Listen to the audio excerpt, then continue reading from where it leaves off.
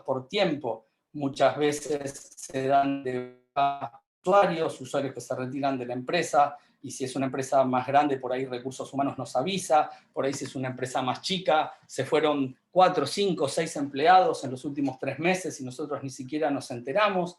Entonces hacer un control de cuentas inactivas cada 3, 4, 6 meses, y si vemos que hay cuentas que están inactivas durante 6 meses, le podemos preguntar a Recursos Humanos, esta persona sigue trabajando en la empresa, y si no lo está, démosla de baja. ¿Para qué tener cuentas posibles de usar si esa persona ya no está?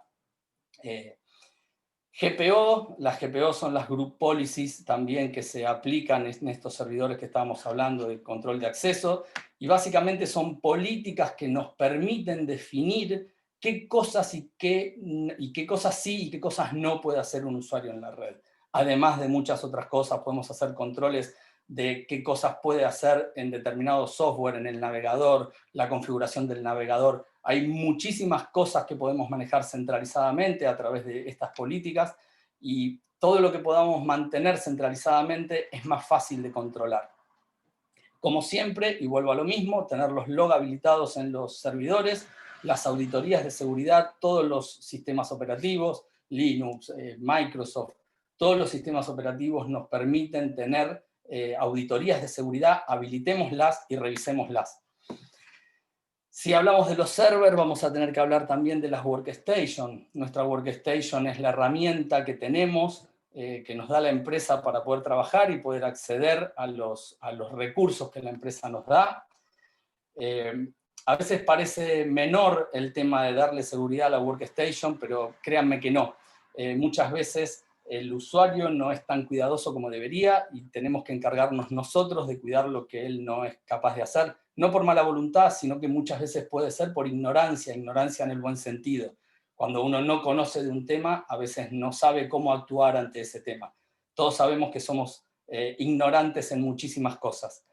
Así que cuando hablamos de la seguridad en las workstations, aplicar la contraseña de setup es algo tan simple, todos los equipos lo traen. ¿Por qué vamos a permitirle a un usuario entrar a la configuración de su workstation, a la configuración de lo que es el hardware, de la configuración de hardware de la workstation, si no es necesario? Eso lo tiene que hacer el administrador y nadie más. Poner una contraseña, la famosa contraseña de system. Cuando hablamos de la contraseña de system, es una contraseña que nos permite, que está a nivel firmware, que está anterior a la contraseña del sistema operativo, anterior a la contraseña de control de acceso a nuestros recursos. Cuando hablamos de la seguridad por capas, contra más contraseñas pongamos o más dificultades pongamos para llegar, mejor. Obviamente hay que hacer un balance entre lo que tiene que ver con la funcionalidad y la seguridad, porque si no después termina siendo impráctico. Cuando ya llegamos a estar dentro de nuestro sistema operativo, el cifrado de discos. El cifrado de discos es sencillo de implementar hoy en día, antes era bastante más complejo, hoy en día es muchísimo más fácil de implementar, y el cifrado de discos nos permite cuidar nuestra información ante un robo de un equipo, de una notebook. Aplicar el cifrado de discos es tan simple que digamos, no veo por qué no aplicarlo, digamos, ¿no? Aplicar después, cuando hablamos de la misma workstation, aplicar lo que son los firewall de host, el IPS de host, los firewall de host, el IPS de host. Todo esto viene ya en el producto de antivirus que tengamos, ya tenemos estas mismas aplicaciones. Usémoslas, están ahí, las podemos aprovechar. Los controles de acceso del USB de los equipos. Podemos permitir que un USB sirva para cargar un celular, pero que no monte un drive sobre el sistema operativo. ¿Por qué? Porque nosotros podemos sabemos que hoy en día prácticamente ya no es necesario, tenemos tantos servicios en la nube, Google Drive, Dropbox, los accesos de nuestra propia red corporativa, ya no es necesario para compartir un archivo estar pasándonos un pendrive. Con lo cual, si no es necesario, ¿para qué dejar que la máquina permita conectar un pendrive en el USB?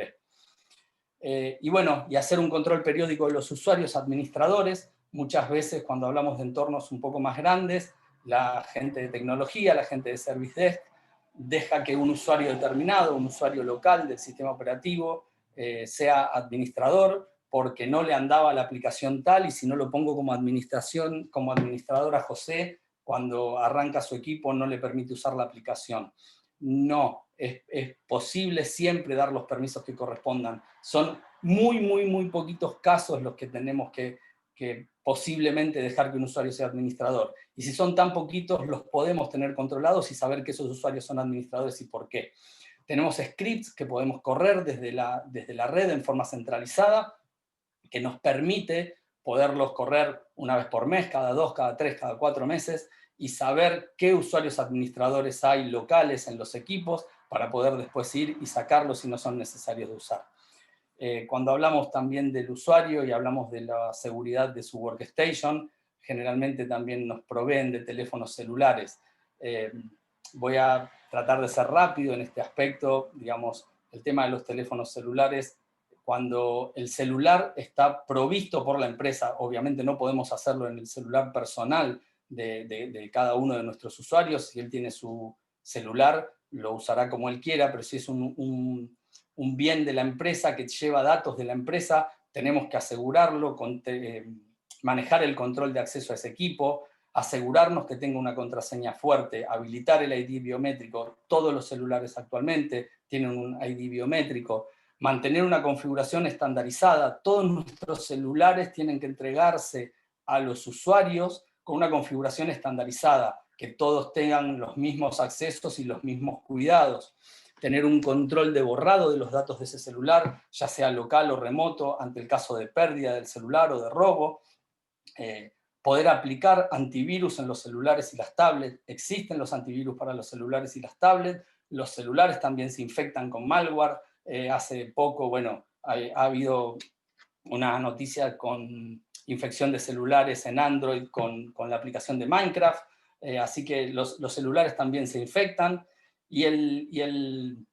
Digamos, la forma más, digamos, la forma ideal que podríamos hacer todo este control es a través de un sistema MDM o un Mobile Device Manager, que es el sistema que nos permite manejar controladamente y en forma centralizada todo lo que son las configuraciones y cambiar las configuraciones de los celulares on the fly en el momento, una vez que el teléfono está conectado a nuestro MDM, poder hacerle los cambios, hacer borrados o agregados de lo que fuera de los datos de nuestros celulares. Acá vamos a pasar a la parte de las actualizaciones, y yo acá pongo parchear y parchear. ¿Por qué? Porque cuando trabajamos en seguridad informática nos encontramos que absolutamente todas las cosas que manejamos, desde un teléfono, el router, el firewall, nuestro sistema operativo, nuestras aplicaciones, todas van teniendo vulnerabilidades, se le van encontrando vulnerabilidades, se van haciendo públicas, son posibles de explotar. Entonces la forma de mantenerse protegido es actualizar y bajar el parche que tapa esa vulnerabilidad, que arregla esa vulnerabilidad. Microsoft, por ejemplo, los segundos martes de cada mes, saca todas sus actualizaciones sobre todos sus productos, sus sistemas operativos, sus Office, sus aplicaciones. Entonces, el tema de tener las actualizaciones, tener nuestras aplicaciones y nuestros sistemas operativos actualizados es muy importante. Para poder tener un control sobre estas actualizaciones, imagínense que sería muy difícil si tenemos un parque de 500 equipos o más, o distintas cantidades de equipos en distintos países, poder mantener todos los equipos actualizados sin tener un sistema centralizado sería imposible. Para eso existen servidores de actualizaciones, en el caso de Microsoft es el WSUS. Lo nombro porque además es un servicio gratuito, no se paga, no tiene licencia, es fácil de implementar y es muy robusto. La verdad, sinceramente, es un sistema que he usado durante bastante tiempo y es muy robusto de mantener. Poder tener sobre lo que decíamos recién, el control de las actualizaciones, porque además nosotros cuando trabajamos en un entorno corporativo y por ahí somos responsables de 100, 200, 500 o miles de máquinas, tal vez no nos podemos dar el lujo de que las actualizaciones se bajen porque sí, como nos bajamos la de nuestra casa, y que mañana lleguemos a la oficina y tengamos 500 equipos con una pantalla azul sin funcionar.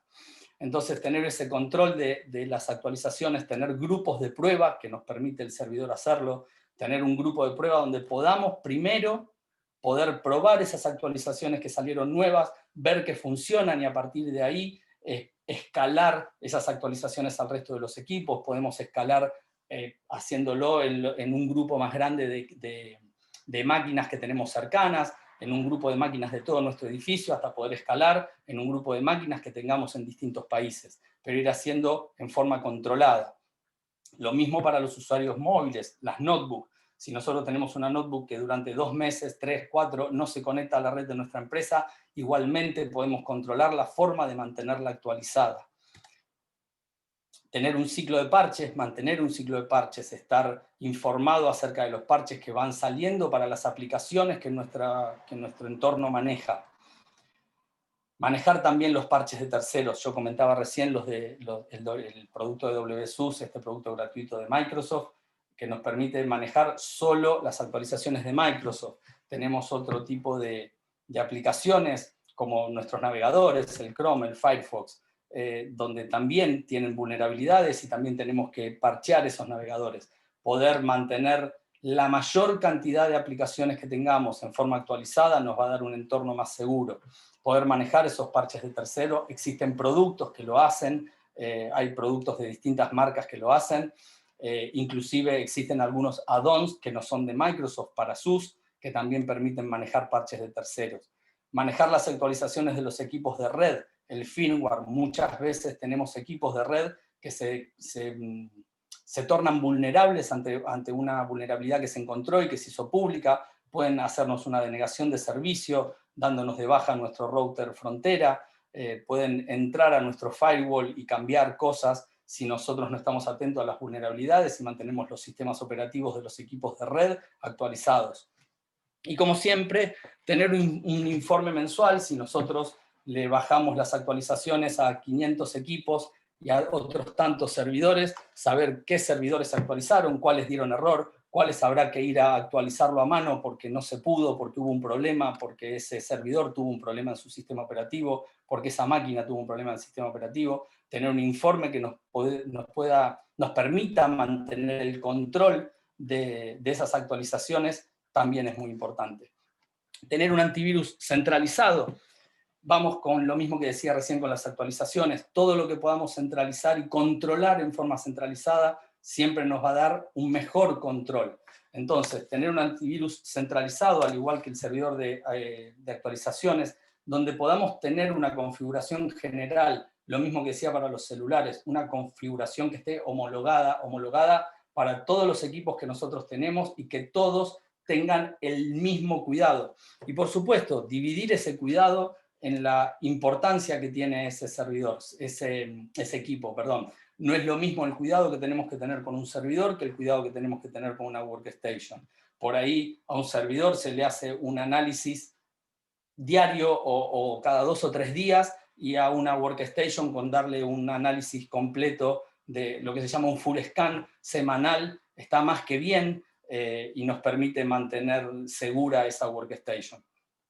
Tener configuración de grupos de equipos, a lo mismo que decía antes con el SUS, y por esto mismo que decía también de los servidores, tener separados los grupos de equipos en función a la importancia que tiene que tener ese equipo, o inclusive tenerlos separados si estamos hablando ya de un entorno muy grande, que estamos manejando muchos sitios, muchos países, por ejemplo, poder seguir la misma organización que tiene nuestro Active Directory y armar grupos para saber que yo voy a tener una configuración determinada para determinado grupo de equipos. Tener políticas de acceso a las aplicaciones. Hoy en día la mayoría de los antivirus nos permiten, por ejemplo, decirle que el Excel no se conecte a Internet, si no es necesario, por supuesto, o tal otra aplicación no se conecte a tal lugar. Entonces, tener restricciones acerca de qué aplicaciones pueden conectarse y dónde, también nos va a hacer mantener más seguro nuestro entorno. Como siempre, va a cerrar nuestro slide con los informes semanales, los informes mensuales, que nos van a permitir mantener un control de todo lo que estamos aplicando. Y las alertas, lo mismo que contaba antes, por ejemplo, si nos están atacando un router frontera, no es lo mismo enterarnos una semana después que en 10 minutos. En el caso del antivirus, si nosotros tenemos un equipo con un virus en memoria que es plausible de infectar más equipos, no es lo mismo si el antivirus quiso sacar ese virus en forma automática y no lo pudo hacer, si me informa y me manda un mail por cada virus que no puede sacar, yo voy a estar al tanto de que tengo un equipo en la red con un virus en memoria que es posible de infectarme más virus, puedo sacarlo de la red, puedo ir a ver ese equipo, tomar ese equipo en forma personal y tratar de sacar ese virus en forma local. Entonces el seteo de alerta de los antivirus es importantísimo. El control de inventario. El control de inventario, estamos hablando de que no siempre nos cae en seguridad informática, pero muchas veces sí. Entonces el control de inventario, estamos hablando de tener controlado, por lo que decía antes, el tema de tener homologado los equipos que le vamos entregando a nuestros usuarios. Es importante tener un procedimiento de control de ese inventario que tenemos, ya sea de hardware, ya sea de software, saber qué máquinas tenemos, qué software tenemos. Acá yo estoy poniendo, les estoy dando como idea para que puedan ir a ver. Existe un software que es OCS y GLPI, que hacen esto en forma automática, se pone un agente en el equipo, ya sea en un servidor, en una workstation, y ese agente nos mantiene informado en un servidor centralizado de los equipos que tenemos. Podemos hacer el inventario de software que tienen esos equipos, saber si nos están instalando software que nosotros no es parte de nuestro listado de software corporativo, no tenemos por qué, si bien generalmente uno, si no es administrador, no puede instalar software, hay otros casos en el que no siendo administrador sí se puede instalar software, como el caso de los navegadores, por ejemplo, Google Chrome se puede instalar sin ser administrador. Entonces, mantener un inventario del software. Después, cuando hablo acá de inventario de versiones y códigos, estoy hablando más de cuando ya estamos hablando en un entorno más corporativo y tenemos nuestros propios desarrolladores en la empresa, poder mantener un inventario de versiones y de códigos, saber si tenemos muchos equipos con versiones más viejas de nuestros propios programas, hacer el control de las altas y las bajas de las aplicaciones que estamos usando en nuestro entorno corporativo, tener lo que comentaba al principio, un contacto directo con la gente de desarrollo, manejar el proceso de pasaje a producción, no pasar a producción un programa sin pasarlo primero por un análisis de seguridad, ver qué vulnerabilidades puede tener, porque nosotros desarrollamos en nuestra empresa, no tenemos como cuando Microsoft nos dice se encontró tal vulnerabilidad, acá tenés el parche. No, el parche lo tenemos que hacer nosotros. Entonces hay que analizar eso y verificar en dónde está el problema. Y mantener un ciclo de mantenimiento de todo esto que estamos hablando, que es siempre importante. Si nosotros tenemos un control de inventario y cuando lo queremos utilizar tiene dos años de viejo, no nos va a servir de nada. El tema de los backups, otro tema importante en la seguridad. Recién también comentaba Josué lo que le había pasado a su amigo a nivel personal, que le entró un ransomware y no pudo. Hubo un amigo que no tuvo ningún problema porque tenía su backup ahí cuidadito y perdió solo unos días, y tuvo otro amigo que tuvo que tomar la decisión de perder toda la información que tenía. Imagínense eso en nuestro entorno corporativo, en nuestra empresa. Volvemos a lo de antes, sea grande, sea chica. Es nuestra información y es la que queremos cuidar. Si se pierde las fotos de nuestras vacaciones, seguramente va a ser mucho menos riesgoso que si perdemos la información contable de la empresa de los últimos 5 años.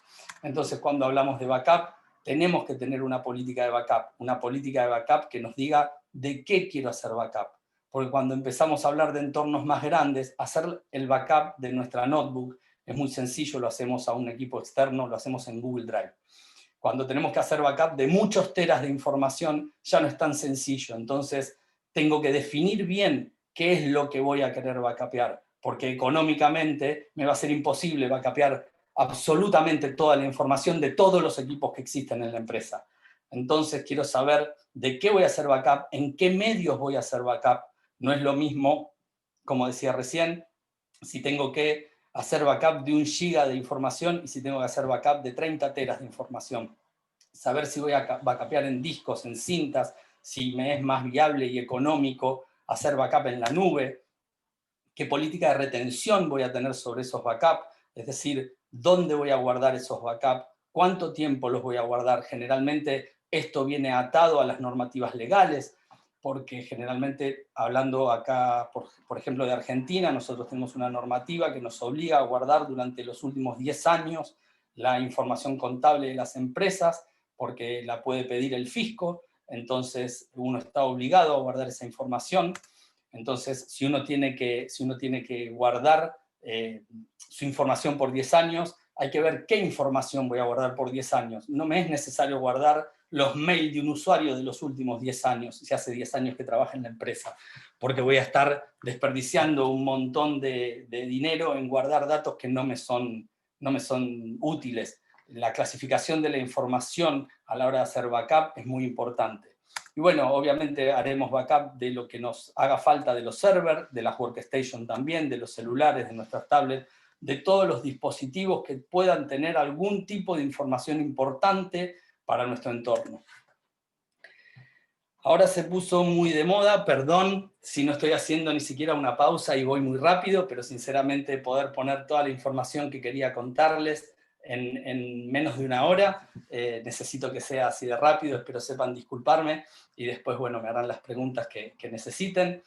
Ahora estamos hablando ya hace tiempo, no es actual, sino que ya lleva varios años, de la seguridad en el cloud. Muchas empresas están mudando sus data centers a la nube. Entonces ahí viene la pregunta, bueno, ¿y ahora cómo hago para asegurar algo que yo no tengo? No se hagan problema, asegurar las cosas en la nube también es posible, igual que las aseguramos en nuestros data centers. Cuando migramos del on-premise, el on-premise es nuestra empresa, y nos vamos al cloud, hay muchas cosas para tener en cuenta. Pongo acá como ejemplo, los proveedores de cloud más conocidos que tenemos son Google, son AWS de Amazon, Azure de Microsoft y GCP de Google. Todos ellos tienen productos de seguridad para poder aplicar en la nube, que vienen incluidos en las licencias que nosotros contratemos cuando vamos a migrar nuestros equipos a la nube. Algo que hay que tener muy en cuenta cuando nos vamos a migrar a la nube son los conceptos de IaaS, PaaS y SaaS. Estos conceptos son infraestructura como servicio, plataforma como servicio o software como servicio. Cada una de estas modalidades de irse a la nube es distinta y en cuanto a seguridad también es distinta. En este tipo de plataformas se maneja lo que se llama la seguridad compartida entre el proveedor y el cliente. En el caso de la infraestructura como servicio, a nosotros nos dan la infraestructura física, nos dan nuestro servidor, nos dan nuestro hipervisor y a partir de ahí toda la responsabilidad es nuestra. La responsabilidad de que funcione el servidor físico es del proveedor, pero desde la máquina virtual, desde nuestro server Windows, Linux, desde nuestro server de base de datos, a partir de ahí es nuestra responsabilidad. De ahí hacia arriba, todo, el sistema operativo, las aplicaciones, etcétera, etcétera. Cuando nosotros tenemos una plataforma como servicio, todo lo que hablaba recién de los servidores, ya depende de la plataforma, va a tener responsabilidad el proveedor o responsabilidad el cliente, o van a tener una responsabilidad compartida en determinados puntos que van a tocarse. Hay muy buenas plantillas que explican en internet, que explican, por ejemplo, cómo son los servicios de Azure o los servicios de AWS, cómo es esta responsabilidad compartida, quién es responsable de qué en cada una de estas modalidades de irse a la nube. Y la última, que es la de software como servicio, ahí el responsable del 90%, por decir de alguna forma, es el proveedor, porque él es el dueño de lo físico, de lo virtual, del hipervisor, del servidor. Lo único que somos dueños nosotros es de los datos y de lo único que nosotros tenemos que cuidar es de nuestros datos.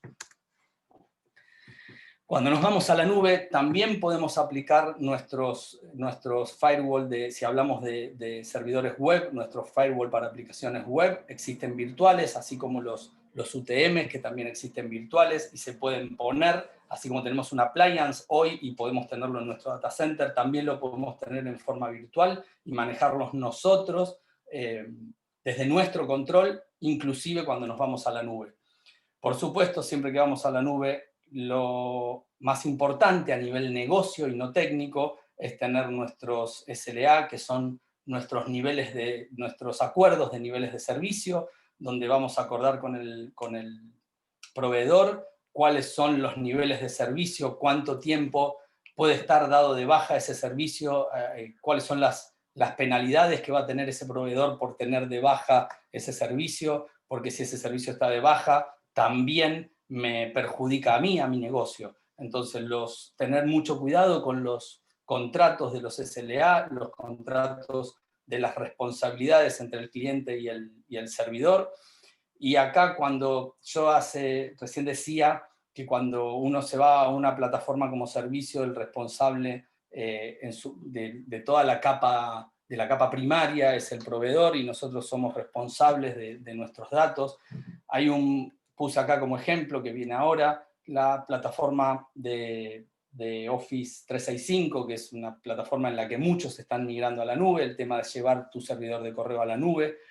Microsoft te permite, te da herramientas de seguridad, por eso quería dar esta como ejemplo. Tenemos la Office 365, Microsoft Cloud App Security, o el SharePoint Manager Plus, que en realidad es una herramienta que no es de Microsoft, sino que es aparte, que todas son herramientas que nos permiten controlar los accesos y qué se está haciendo en nuestro servidor, qué se está haciendo en nuestro servidor de web, qué mails se reciben, si hay mails maliciosos. Hay un montón de puntos y alertas que podemos configurar en estas aplicaciones de seguridad que vienen con nuestro mismo contrato de cuando nos vamos a la nube. Si hablamos de seguridad, este es un ítem que no podía dejar pasar, pero que lo voy a pasar muy rápido porque es algo que es un tema que ya creo que ya todos lo conocemos, así que vamos a pasarlo muy rápido para poder dedicarle más tiempo a otros temas. Cuando hablamos de password, en lo único que quiero hacer hincapié es quién tiene la responsabilidad de una password. La responsabilidad de una password no la tiene el usuario. Nosotros tenemos que darle las herramientas, nosotros como la Gerencia de Seguridad Informática, nosotros como la Gerencia de Seguridad Informática tenemos que darle las herramientas para que una password tenga una política de complejidad, que el usuario no pueda poner la password que quiera, que tenga una política de duración, que si vamos a tener una password de control de acceso a nuestro entorno, tenga una política de complejidad, que tenga tantos caracteres como mínimo, que tenga mayúsculas, minúsculas, que tenga números, que tenga símbolos. Una contraseña es muy trivial lo que voy a decir, una contraseña contra más larga y compleja es, más difícil de romper es. Entonces, si nos queremos asegurar, no le permitamos al usuario, porque después nos quejamos cuando el usuario pone como su contraseña 1, 2, 3, 4, 5. Él pone 1, 2, 3, 4, 5 porque está bien, porque le es práctico y es fácil para entrar y usa la misma contraseña para todo. Pero no se lo permitamos. Entonces, de esa manera, si nosotros le damos una política de complejidad, una política de duración, donde cada 30 días, 60 días o 90 días, o lo que consideremos, tiene que cambiar esa password, él tiene que cambiarla, hay una política de historial que no pueda repetir las últimas 5 passwords para que no vuelva a poner otra vez la misma del mes pasado. Y volviendo a la centralización, tenemos software para administrar password, existen muchos software para administrar password que nos sirven también para las passwords que son más críticas, como las que manejan los administradores de servidores. Y por último, el doble factor de autenticación para todos los accesos, obviamente se lo vamos a poner a todo lo que se pueda. Inclusive espero que los que estén escuchando hoy esta charla, cuando terminemos la charla, vayan a su cuenta personal de Gmail y le habiliten el control de doble factor de autenticación. El doble factor de autenticación es, además de saber tu password, es algo que yo tengo, no solo es algo que yo sé, sino que es algo que yo tengo. Entonces, en el caso, como decía recién, vayan y pónganle a su cuenta de Gmail. Google tiene una app que nos ponemos en el celular que se llama Authenticator y que cuando queremos ingresar a nuestro Gmail, lo único que tenemos que hacer es abrir esa app y poner el código que dura, creo que no recuerdo si eran 30 segundos o un minuto, y a partir de ahí va cambiando, con lo cual hackear nuestra contraseña de Gmail va a ser mucho más complejo, porque además de saber la contraseña, necesitamos tener el numerito que se genera en el momento. Estuvimos hablando de los usuarios y yo recién decía, no le dejemos al usuario la posibilidad de elegir poner una contraseña. Los usuarios, los que trabajamos en tecnología o en seguridad, suelen ser lo que llamamos la capa 8, que es la capa más arriba del modelo de OSI. Es una capa que no existe, sino es una capa que decimos nosotros, que es la capa más fina, por donde siempre se termina rompiendo la cuerda. Pero el usuario no es responsable si no le enseñamos primero. Yo siempre digo lo mismo, no podemos exigirle a alguien algo que no conoce. Entonces, mantengamos a nuestros usuarios informados, concienticémoslo, hagamos concientización. Josué hablaba antes, hablaba de phishing, hablaba de ransomware, hablaba de todas las cosas que nos podemos agarrar como usuarios, que cuando nos la agarramos como usuarios y perdemos nuestros datos es nuestra responsabilidad. Cuando eso pasa a nivel corporativo y esa máquina se conecta a una red, infecta más máquinas, el problema es bastante más grave. Entonces, concienticemos a nuestros usuarios, démosle explicación, mantengámoslos informados de las noticias que salen, podemos darle charlas de concientización, podemos tener un blog, podemos tener noticias internas de seguridad, que podemos mandarle un mail de seguridad informática al mes, a la semana, lo que fuera, diciéndole, miren, este mes se hackearon cuentas de Gmail o se rompieron tales servidores, que por lo menos el usuario empieza a tomar conciencia que la seguridad de una empresa la hacemos entre todos. Si trabajamos en equipo, siempre vamos a trabajar mejor. Si tenemos nuestra intranet de seguridad para poder publicar estas noticias, tanto mejor. Darle al usuario la posibilidad de herramientas automáticas de anti-phishing, enseñarle a un usuario cómo poder ver si un mail es de phishing o es real, darle las posibilidades de aprender cómo poder detectar un mail que es un phishing, darle un botón de anti-phishing que pueda mandar ese mail a seguridad informática para que se analice. No es lo mismo que tengamos un mail que nos esté llegando de phishing o que 100 usuarios a lo largo de todo nuestro entorno corporativo hayan recibido el mismo mail. Puede ser un ataque que está siendo exclusivamente para esa empresa. Y mantengamos una buena relación con recursos humanos que nos permita armar planes de concientización, que nos permita llegar al usuario de una forma sencilla para poder explicarle. Vamos a ir ya más o menos terminando, falta poquito, y vamos a hablar, como dije antes, algo que para mí es muy importante, y por eso le vamos a dar 5 o 3 minutos de duración a esto, porque realmente merece que sea un punto aparte. En todos los slides estuve hablando de los logs, las alertas, los informes. Tengamos logs por sistemas. Cada sistema que tenemos, nuestras bases de datos, nuestros sistemas de acceso, nuestros routers, tengamos habilitadas las auditorías, tengamos habilitadas las alertas, ya explicaba por qué antes, centralicemos los logs y las alertas. Todo lo que se pueda centralizar es muchísimo más fácil de controlar. En lo que se habla de centralizar logs y alertas, existe lo que es una aplicación que se llama SIEM, que es el Security Information and Event Management, que nos permite centralizar todos los logs de todos nuestros servidores, de nuestros equipos de red. Existen herramientas muy caras, corporativas, pero también tenemos SIEMs, que son aplicaciones gratuitas. Acá en DNS Staff hay una lista de los 10 free SIEM tools que se pueden utilizar. Investiguen. Poder mantener una centralización de nuestros logs, de nuestras auditorías, es muy importante. Contra más informados estamos, más seguros podemos estar. Lo mismo para el tema de los logs y las alertas. Si nos fuimos al cloud, estar en el cloud no implica que no sepamos qué es lo que está pasando en el cloud. Ah, bueno, está ya en internet y listo, no pasa. Me lo cuida Microsoft, me lo cuida Amazon. No, mantengamos los logs y las alertas de todo lo que tengamos en nuestra empresa y de todo lo que tengamos en el cloud también. Lo mismo que decía antes, no solo sobre los servidores, también sobre los equipos de red. Inclusive tenemos servicios, nuestro Security Operations Center externos, ya estamos hablando acá de entornos corporativos mucho más grandes, pero podemos contratar lo que es un servicio de seguridad de un Operations Center de Security y ver qué problemas están pasando en nuestros entornos corporativos.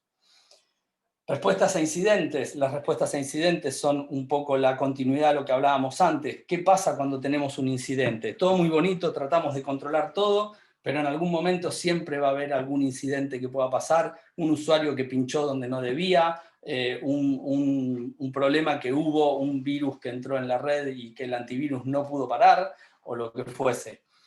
Cuando hablamos de respuestas a incidentes es muy importante tener políticas y procedimientos, porque cuando el incidente ocurre, si no sabemos qué vamos a hacer o a quién le tenemos que preguntar o hacia dónde vamos a salir corriendo, Es como estas películas donde la gente corre hacia todos los lugares porque se está cayendo el mundo y nadie sabe qué hacer.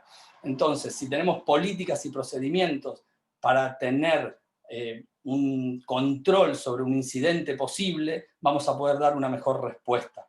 Le tenemos que dar información al usuario. Por ejemplo, lo que yo decía recién, un incidente puede ser un mail de phishing que me llega, algo tan simple como eso puede ser. Entonces, informemos a nuestros usuarios, mantengámoslos informados de cómo reportar el incidente, a dónde tiene que mandar ese mail, a qué persona, con qué persona tiene que hablar, tener un sistema de ticket, que se pueda abrir un ticket ante un incidente y hacerle seguimiento a ese incidente y que no pase de largo sin que se tome una determinación sobre algo que está pasando.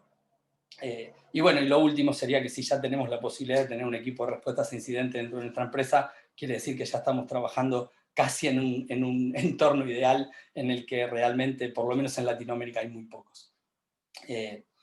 Los pentest, vamos a hablar de los pentest. Los pentest son nuestros penetration testing. Cuando hablamos de penetration testing, de lo que estamos hablando es de hacer un test de intrusión sobre nuestros activos, un test de intrusión sobre nuestra red, sobre nuestros equipos, sobre nuestros servidores. Y entonces ahí hagamos análisis de auditoría propios, hagamos nuestros propios test de intrusión. No esperemos a que nos rompan algo para saber que se podía romper. Tratemos de hacerlo nosotros. Nosotros mismos tenemos que hacer nuestras propias auditorías, nuestros propios test de intrusión, ¿sí? Hacer análisis de la infraestructura, análisis de las aplicaciones que tenemos corriendo. Tenemos herramientas, la distribución de Kali es una distribución de Linux gratuita, que inclusive no hace falta ni siquiera tener instalada, la podemos bootear desde un booteable, digamos, que no sea parte del sistema operativo, y en la distribución de Kali tenemos infinidad de herramientas para hacer testeos. Inclusive, también hablaba Josué en la charla anterior, hablaba del top 10 de OWASP cuando hablamos de aplicaciones web. La distribución de Kali trae también para hacer testeos sobre las aplicaciones web. Tenemos también los test de phishing y de ingeniería social. Si nosotros nos preocupamos por concientizar a nuestros usuarios, entonces testeemos si nuestros usuarios están aprendiendo, no para ir después a retarlo porque lo hizo mal. No, todo lo contrario, tal vez nosotros le estemos explicando mal. Entonces, testeemos a nuestro usuario, hagamos nuestra propia campaña de phishing, veamos cuánto de nuestros usuarios no entendieron lo que le estábamos explicando y necesitan que se lo reforcemos. Entonces, si nosotros tenemos 100 usuarios, hacemos una campaña de ingeniería social interna sin que el usuario lo sepa y estando obviamente acordada con la gerencia, con recursos humanos, y hacemos una campaña y de 100 hay 95 que pinchan en el link que mandamos, obviamente algo estamos haciendo mal y algo tenemos que mejorar. Hacer la revisión del uso de las redes sociales. Cuando nosotros trabajamos para una empresa, esa empresa tal vez tenga un producto, una marca, esa marca está en las redes sociales, saber cómo está esa marca en las redes sociales. Si bien ese es un trabajo de la gente de marketing, de la gente de publicidad, estar codo a codo con esa gente para saber qué pasa con esa marca, si esa marca está recibiendo algún determinado campaña en contra y por qué, tratar de ver cuál es la seguridad de las redes sociales, qué opinan nuestros propios usuarios de nuestras redes sociales. Y por último, si es posible, obviamente, y es posible pagarlo, tener una auditoría externa que vigile todo lo que nosotros hicimos y todo lo que nosotros tratamos de asegurar. Siempre un tercero va a ser más objetivo que nosotros en lo que requiere a nuestra propia seguridad. Dejo para lo último, y ya estamos terminando, no sé cómo estoy de tiempo, pero acá nos quedan solo 2 slides, así que ya estamos terminando. Dejo para lo último lo que es tal vez menos técnico, que tiene que ver con las normas y procedimientos, lo que es organización y métodos. Contra más organizados estemos, y si tenemos una gerencia de organización y métodos en la empresa, aprovechémosla. Tengamos el control de los procesos del negocio. Es importante estar siempre en el negocio. La gente de seguridad informática tiene que ir de la mano del negocio. No sirve que los que trabajamos en seguridad informática seamos los frikis, los locos de la tecnología y los hackers que van haciendo cosas buenas o malas. Nosotros tenemos que acompañar al negocio, tenemos que estar de la mano de la gerencia y explicarle cuáles son las cosas que hay que proteger. Tengamos un control sobre el proceso de negocio, muchas veces vamos a tener que cumplir con normativas.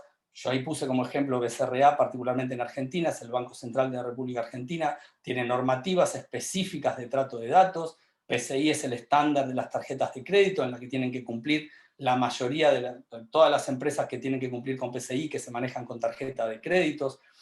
Miremos los estándares y las buenas prácticas, tenemos muchísima información. ISO 27000, ITIL, el framework de NIST es buenísimo a nivel todo lo que tiene que ver con IT. Y tengamos nuestro manual general de seguridad informática, donde englobemos ahí todas nuestras políticas y procedimientos. Todo lo que tengamos documentado y todo lo que esté normalizado siempre va a ser mucho más fácil de controlar que si lo dejamos a la buena, que se arregle solo, digamos, ¿no? Esto ya lo dije, de los contratos de servicio y de los NDA, que son los No Disclosure Agreement, donde ahí es donde si, por ejemplo, como decíamos antes, en un pentest contratamos a alguien, vamos a tener que darle información para que pueda atacar a nuestra red y tenemos que hacerle firmar un contrato, que esa información que le damos es nuestra y no la puede compartir. Y el último slide, y ya vamos a ir terminando, y dejé, como decía recién, la parte más funcional para lo último, el BCP y el DRP, el Business Continuity Plan, la continuidad de nuestro negocio, el Disaster Recovery Plan, cómo nos recuperamos a través de un desastre. Y cuando hablo de un desastre en serio, no hablo de que se me cayó un servidor. Un servidor se levanta rápidamente si tenemos los backups, si hicimos las cosas bien. Pero ¿qué pasa si se nos falló el sistema antiincendios, se nos incendió el data center, vivimos en una ciudad que podría ser, no sé, como Miami, que hay terremotos, que hay tsunamis o huracanes, o vivimos en Santiago de Chile, que cada tanto tenemos un terremoto? Entonces podemos estar expuestos a tener lo que se llama un problema más grande, que se nos rompa, por decir de alguna forma, todo nuestro data center. Hay que tener un plan para eso, hacer un análisis de riesgo. Nosotros no podemos asegurar todo, absolutamente todo. Es imposible, no solo técnicamente, sino económicamente pasa a ser inviable porque gastamos más plata en asegurar que lo que vamos a perder a la hora de que esto se nos rompa. Entonces, hagamos un análisis de riesgo, qué riesgos hay posibles, lo que yo decía recién. Si vivo en Buenos Aires, no voy a preocuparme por un terremoto. Históricamente Buenos Aires no tuvo un terremoto en toda su historia de vida. ¿Para qué voy a tener ese concepto puesto en mi análisis de riesgo si es ínfimamente posible? Hagamos nuestro, como decía recién, el BIA, que es el Business Impact Analysis. ¿Cuánto impacta que se me rompa el servidor X en mi negocio? No es lo mismo asegurar el servidor de chat interno de los empleados que asegurar el servidor donde se hace la facturación, donde la fábrica que produce, en el caso que produzca, se le pare su sistema de producción porque se le cayó el servidor y no se pueden ingresar los datos. No es lo mismo asegurar ese servidor que, como decía recién, el chat de la empresa. Por supuesto, hay que ver y dar prioridades a lo que vamos a asegurar para que podamos con nuestro presupuesto asegurar lo mejor posible. Documentemos nuestros procesos, los procesos que vamos a usar para asegurar, tengámoslos bien documentados, mantengamos esa documentación, tengamos una ubicación de un data center alternativo en la medida que económicamente sea posible. Estoy hablando de empresas un poco más grandes, ya sea que nos vayamos a un data center alternativo en la nube, un data center alternativo en otra locación física, donde nos permita levantar nuestros servidores con un plan bien pensado lo antes posible. También lo escuchaba Josué en la charla anterior, que comentaba que no recuerdo qué empresa estuvo una semana para poder hacer andar otra vez sus servidores. Imagínense que si nosotros vamos y le decimos al gerente de ventas o al CEO de la compañía, sí, vamos a tardar un mes en hacer que tu servidor que usás para facturar vuelva a funcionar, yo creo que poco menos nos asesina. Así que tengamos bien claro cuáles son las prioridades, cuál es el servidor que hay que levantar antes, cuáles son los procesos de negocios que están soportados en ese servidor, en esa estructura, en ese router, en ese acceso. Hagamos pruebas periódicas, una vez cada 6 meses, una vez por año, hagamos pruebas de ver, bueno, a ver, se baja este servidor, o por supuesto controladas, se baja este servidor, ¿cuánto tiempo tardamos en hacerlo, en hacerlo funcionar nuevamente? ¿Nuestro plan de recuperación funcionó bien? No, pasó tal cosa, tuvo tal falla, corrijámosla, documentemos esas pruebas y en función a esa documentación podemos corregir lo que estemos haciendo. Y por último, volvemos a empezar. Es decir, todo lo que les conté es cotidiano, así que cuando termina todo lo que acabo de decir, empieza la rueda otra vez. Así que bueno, quería agradecerles entonces por haberme escuchado. Espero no haberme pasado mucho tiempo, espero no haber hablado muy rápido, pero sinceramente quería tratar de darles toda esta información en el menor tiempo posible, y es la información que yo fui teniendo a lo largo de los años con mi propia experiencia. Por el contrario, ingeniero Adrián, toda esta información es muy valiosa y muy interesante para todos los que están presenciando este cierre del Congreso Internacional de Seguridad Informática. Sí tenemos algunas cuantas preguntas que quiero tener oportunidad de leerle y que podamos contestar.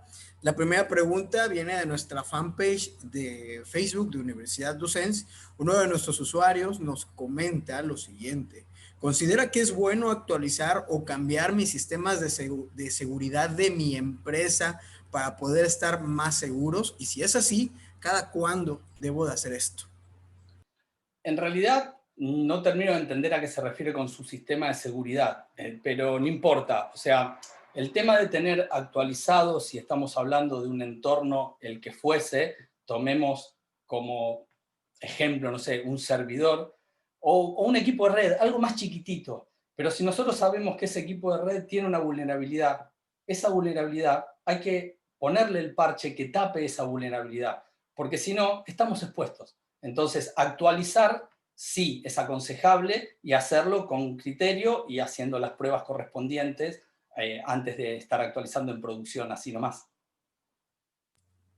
Excelente, ingeniero. Esperamos haber contestado la pregunta de nuestro usuario en Facebook. Muchas gracias. Y tenemos otra pregunta, igual desde nuestra fanpage. Si quiero aspirar a un puesto de coordinador de seguridad informática, ¿qué es lo que tengo que tomar en cuenta? ¿Qué puede recomendarme? Bueno, en principio, si voy a hablarte de mi propia experiencia, yo ya tengo unos cuantos años, entonces, en principio, generalmente los que terminamos trabajando en seguridad, yo hace que trabajo en seguridad alrededor de unos 15 años, todos venimos de la parte de infraestructura, de redes. El tema que tiene la seguridad es que nos obliga a tener conocimiento de lo que tenemos que proteger. No hace falta ser experto en sistemas operativos, experto en sistemas de redes, experto en sistemas de firewall, pero sí hay que tener un conocimiento más que mínimo, porque si queremos proteger algo y no sabemos cómo funciona, es más difícil de proteger. Entonces, cualquier estudio, inclusive la Universidad Dusen da seguridad informática, así que estudiar seguridad informática, ingeniería de redes, nos va a ayudar mucho. Nuevamente, muchas gracias, ingeniero, por su respuesta y por aportar esto que es muy importante. Saludos a Adam Ayala, aquí en nuestro espacio, en Zoom, que nos tiene una pregunta. ¿Qué software de administración de password recomienda? En realidad, bueno, ahí me va a tener que perdonar, porque no, particularmente en lo que es software de administración de password, no tengo uno particular para recomendar, pero sí le puedo decir, porque no me gusta muchas veces recomendar marcas, ¿sí? Si bien para algunas cosas particulares en las que sí tengo mucha experiencia o mucho uso, recomiendo alguna marca, pero simplemente por la experiencia.